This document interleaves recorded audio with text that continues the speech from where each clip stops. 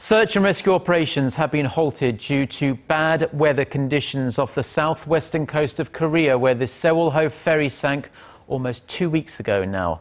The number of confirmed deaths currently stands at 188, while 114 others, mostly teenage high school students, remain missing, presumed dead.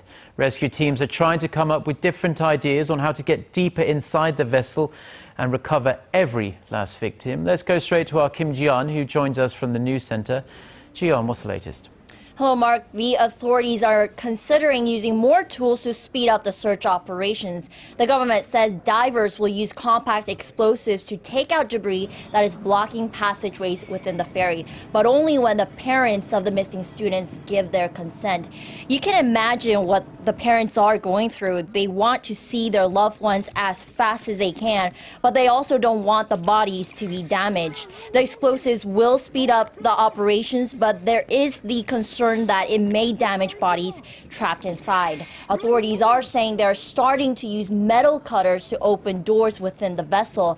The move looks to address criticism that the search operation is taking too long, one of the major complaints made by the families of the missing passengers. Up to now, the divers have completed their search of just over half of the cabins. It has recovered bodies from around 35 of the cabins as of Sunday, out of the 64 cabins that are under its search plan. Well, Ji-yeon, we can just see there how tough the conditions must be for the divers. Now, turning over to what the prosecution is doing. On the prosecution special team there on the ferry sinking raided the Mokpo Coast Guard station. Tell us more about that.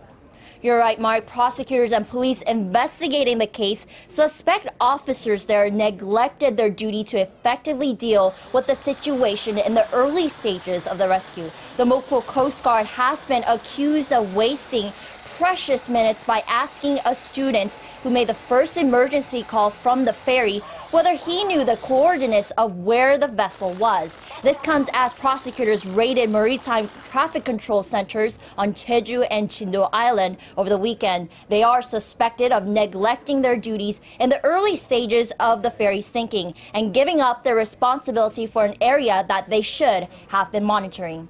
I'm Kim Ji-yeon, and I'll come back with more updates later today.